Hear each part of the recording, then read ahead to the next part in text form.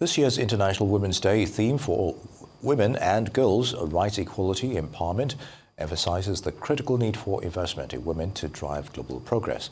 Beyond financial resources, investment in education, mentorship, and policy changes are seen as pivotal in unlocking women's potential worldwide. Now, despite strides made toward gender equality, many women still encounter systemic barriers to economic empowerment. Government and businesses are urged to adopt practical steps that foster a truly inclusive economic landscape. The gender pay gap remains one of the most stubborn issues, requiring bold strategies to ensure women receive fair wages for their contributions. Nabila Aguele is the chief executive of Malala Fund Nigeria, and she joins us now to discuss key issues impacting women globally, including education, economic empowerment, and closing the gender pay gap. Nabila will also share insights on financial inclusion and the work Malala Fund is doing to ensure girls complete their education. Good to have you join us, Nabila. Thank you. It's great to be here. All right, now let's take a look at this IWD theme highlights investing in women to accelerate progress. Beyond financial resources, what key investments such as education, mentorship, or policy changes do you think will drive the most impact for women globally? Well, thank you for that. And I think you've identified some of the key ways that we need to look at investments in women. When we think about investments in women, we need to think beyond dollar investments and look at it holistically and think about the ways in which we're working both across government and the business sector and, of course, civil society, development sectors as well, to ensure that women and girls are economically empowered. Education is a key economic equalizer. So we at the Malala Fund feel very strongly that ensuring that girls are able to complete 12 years of school up to secondary school is critical. And in fact, it's demonstrated that girls who complete secondary school achieve up to 20% increased earning potential per additional year in school. Additionally, it's really critical that government not only put in place policies, but work actively to implement. We need to move from discourse to action, to urgent action, in fact, because especially in recent years, we're seeing a rollback around women's and girls' economic empowerment. So, for example, that includes in Nigeria implementing policies such as the Women's Education Economic Empowerment Policy, which is a suite of cross-sectoral policy recommendations across health, agriculture, financial inclusion, education, etc., that work to economically empower women and girls. I'll also speak to gender-responsive policies and budgets. What we don't plan for and financially plan for, we cannot achieve. So it's critical that we mainstream gender across all our policies and ensure that we're adequately financing those policies. Well, we cannot talk about gender equality without focusing on women's economic empowerment, as you rightfully stated in your comment.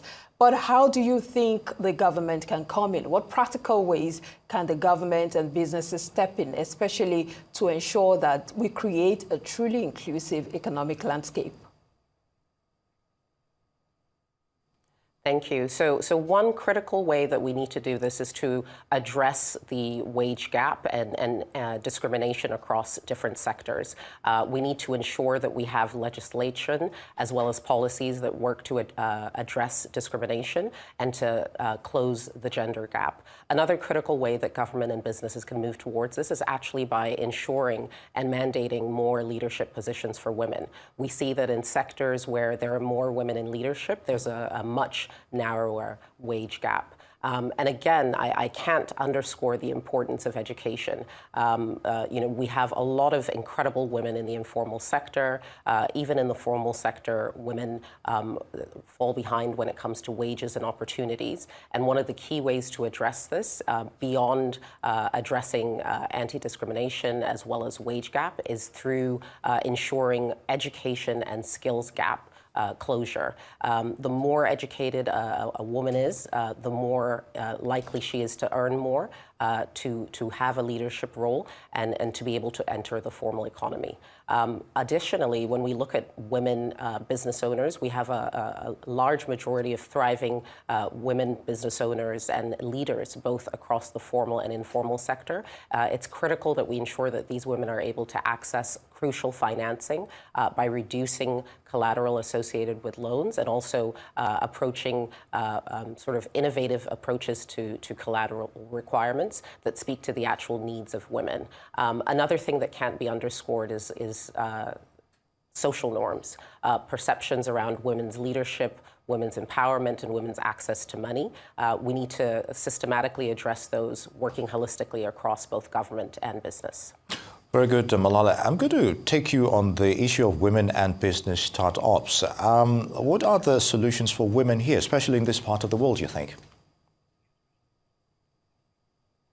So as I mentioned, I think, and there's a lot of critical policies that are in place to try to address the informal sector. The more of these women that we can move into the formal sector, the better. It ensures that they're able to access better collateral, better resources for their businesses. And even within the informal sector, there are innovative ways that government can seek to empower and improve access for these women. It's critical that we close the financial literacy gap.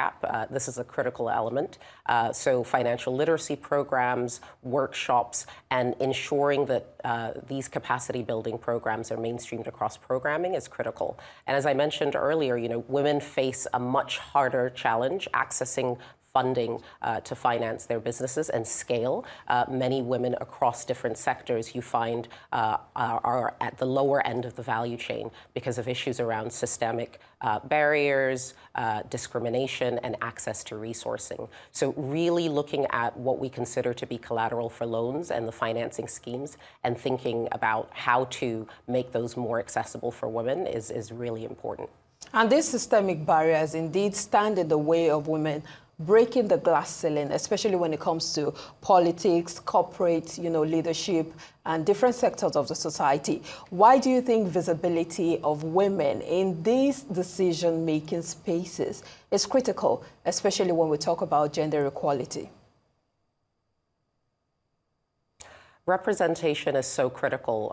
All the data shows that what you see, you feel, you can become. So first and foremost, we want girls and young women to aspire to more. We need to demonstrate to them what women in leadership look like by ensuring that as many leadership positions as possible are filled equally by men and women. The other thing I mentioned earlier in terms of representation is by the very nature of having strong women in leadership roles, you shift dynamics within a sector. Diversity in leadership leads to better decision making. It leads to closure of wage gaps. There's actually data that speaks to that. And it also leads to more equitable business and government practices because those women are well positioned to speak to their needs with respect to policies and business practices. So it's really critical that we push for this representation and we ensure that things are put in place such as recognition around the childcare burden that women face. So we want to move many women into leadership, but we're not looking at some of the challenges that they face with respect to balancing oftentimes motherhood and other care commitments as well. So it's really important to take those into account when designing business policies and government policies to ensure that more women are upwardly mobile and occupy more leadership positions, as we all hope. All right, Nabila, you will be a speaker at the Hazy side event at the UNCW 69 in New York, focusing on financial inclusion and gender equality. What are some of the key points you want us to look out from this discussion? So I think the main point I'd love for us to look at is that financial inclusion and accelerating access for women is beyond dollars and naira. It's about looking at women's empowerment holistically, and what you'll see at that event is that there'll be a suite of us, myself speaking from the education perspective, others speaking from other sectors, because to financially empower and economically empower women, we need to address the challenges that they face across sectors, and we need to also, alongside that, push for more girls to be able to complete secondary school. This is critical. It goes without saying that Nigeria has one of the highest out-of-school numbers in the world, with a good number of those being girls. Only about 51% of girls who are enrolled in secondary school complete school. And I would argue that there is a strong correlation between our out-of-school numbers, and especially for girls, and the extent to which women and girls are economically disempowered in this country. Other things to look for will be colleagues speaking to innovative ways to address financial gaps, and as well as making recommendations, and I will as well, for gender responsive policies and budgets. It is critical. We cannot achieve what we want to without action, and that action means exploring across sectors the ways in which we can better ensure access for women and girls and their empowerment ultimately. Okay, we'll let you go now, but I'd just like to know what makes this particular UNCSW conference different from the several, platforms we've had in talking. How does this translate to action? Because we've had enough talks, especially when it comes to empowering women and, enforcing gender equality. So I think the point that you made is critical. What will make this year's convening an important one, especially as we mark an important milestone, is translating the discourse, the learnings into critical action. We know what needs to be done. We know the best practices, and it's really to step away from discourse and into action. And that means policies and business practices that are intentionally gender responsive, aimed at empowering women and girls, and resources behind that. And also shifting away from sort of siloed approaches and recognizing that looking at economic empowerment and financial inclusion as a holistic issue that cuts across education, health, financing, etc., is critical. Indeed, Nabila Aguele, Chief Executive, Malala Fund, Nigeria. I would like to thank you for your thoughts on those issues. Good to have you with us.